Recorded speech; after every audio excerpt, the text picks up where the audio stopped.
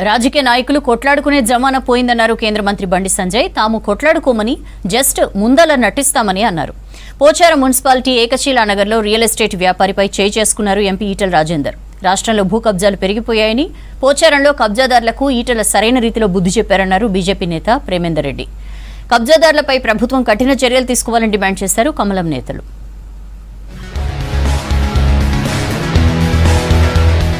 రాజకీయ నేతల ఫైటింగ్ పై interesting comments చేశారు కేంద్ర మంత్రి బండి సంజయ్. తాము కొట్లాడుకోమని జస్ట్ మీ ముందలా నటిస్తామని చెప్పారు. కొట్లాడుకుంటే హెల్త్ ఖరాబ్ అవుతుందని, అందరం కలిసి పనిచేస్తేనే డెవలప్మెంట్ జరుగుతుందన్నారు బండి సంజయ్. కరీంనగర్లో integrated park, sports complex opening లో అన్ని పార్టీల నేతలతో కలిసి పాల్గొన్నారు బండి సంజయ్. ఎంపీ అయిన తర్వాత మా ఎమ్మెల్యే సాబ్ యొక్క కోరిక మేరకు మా ఎమ్మెల్యే సాబ్ కలిసినప్పుడల్లా సీఆర్ పైసలు ఉంటారు. ముడదానికేమో ఆ గన్నేరువరం బేగంపేట రోడ్ అయిపోయింది. ఇక రోడ్ చేసినాక మళ్ళీ ఇప్పుడు స్టార్ట్ చేసిండు. ఇప్పుడు గన్నేరువరం ఆ డ్యాంలోకి వెళ్ళి బ్రిడ్జ్ కట్టాలట. పొద్దున్నే ఎప్పుడన్నా మీటింగ్లో కలిస్తే అన్న బ్రిడ్జ్ అవుతుందా, చేయించావా? ఇప్పుడు రాంగా కారు దిగిన వెంటనే బ్రిడ్జ్ అవుతుందా కాదా? మళ్ళా బీఆర్ఎస్ ప్రభుత్వ హయాంలో తనను ఏ అభివృద్ధి కార్యక్రమానికి పిలిచేవారు కాదన్నారు కేంద్ర మంత్రి బండి సంజయ్. ఇప్పుడు కొట్లాడుకునే జమానా పోయిందని చెప్పారు. సిద్దిపేట జిల్లా బెజ్జంకి ప్రాథమిక వ్యవసాయ సహకార సంఘం ఫంక్షన్ హాల్ ను ప్రారంభించారు కేంద్ర మంత్రి. ఆ తర్వాత కరీంనగర్లో కేంద్ర మంత్రి మనోహర్ లాల్ ఖట్టర్ పర్యటన ఏర్పాట్లను పరిశీలించారు బండి సంజయ్. ఈ నెల 24న స్మార్ట్ సిటీ, అమృత్ నిధులతో చేపట్టిన పలు అభివృద్ధి పనులను ఖట్టర్ ప్రారంభించనున్నట్లు వివరించారు బండి. ముఖ్యమంత్రి గారు కూడా సానుకూలంగా స్పందించినట్టు కనబడ్డది.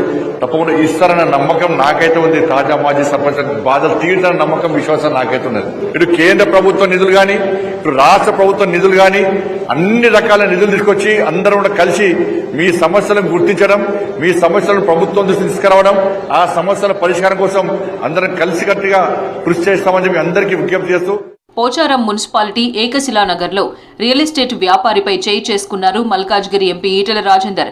ఏకశిలా నగర్ ఓనర్స్ కు మద్దతుగా ప్లాట్లను పరిశీలించేందుకు అక్కడికి వెళ్లారు. కొన్ని రోజులుగా తమను ఇబ్బందులు పెడుతున్నారని ఏకశిలా నగర్ ప్లాట్ ఓనర్లు ఎంపీ దృష్టికి తీసుకెళ్లారు. దీంతో అక్కడికి వెళ్లిన ఈటెల అక్కడే ఉన్న రియల్ ఎస్టేట్ వ్యాపారిని చెంపదెబ్బ కొట్టారు.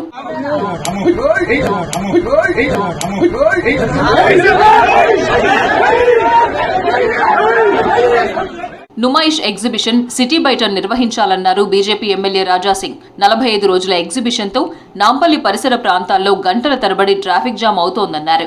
సిటీ బయట 100 ఎకరాల్లో ఎగ్జిబిషన్ నిర్వహించాలని సూచించారు. ఏదైనా చిన్న ప్రమాదం జరిగితే పెద్ద ఎత్తున నష్టం జరిగే అవకాశం ఉందన్నారు. దీనిపై రాష్ట్ర సర్కార్ పునరాలోచన చేయాలన్నారు రాజాసింగ్. ఈ ఎగ్జిబిషన్ కి సిటీ నుంచి బయట ట్రాన్స్ఫర్ చేయండి. దాదాపు ఒక 100 ఎకరాల భూమిలో ఎగ్జిబిషన్ పెడితే మంచి ఒక సిస్టమేటిక్ ఎగ్జిబిషన్ జరుగుతుంది. ఇంకా గ్రాండ్గా ఎగ్జిబిషన్ కార్యక్రమం కూడా అక్కడ పెట్టుకోవచ్చని నేను అసెంబ్లీలో కూడా అప్పుడు రైజ్ చేసిన, కానీ వినలే. ఎందుకంటే ఈ ఎగ్జిబిషన్ నుంచి కొంతమంది మినిస్టర్లకి ఎక్కువ ప్రాఫిట్ వస్తుంది.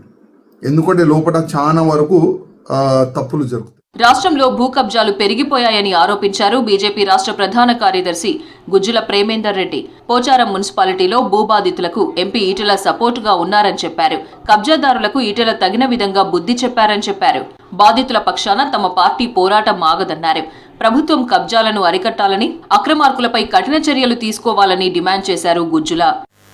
దాడులు జరుగుతున్నాయంటే ఇది కాంగ్రెస్ పార్టీ అధికారంలోకి వచ్చిన తర్వాత ఇది ఇంకా పెరిగిపోయింది. దాని పర్యవేక్షణమే పోచారం దగ్గర ఏదైతే అక్కడ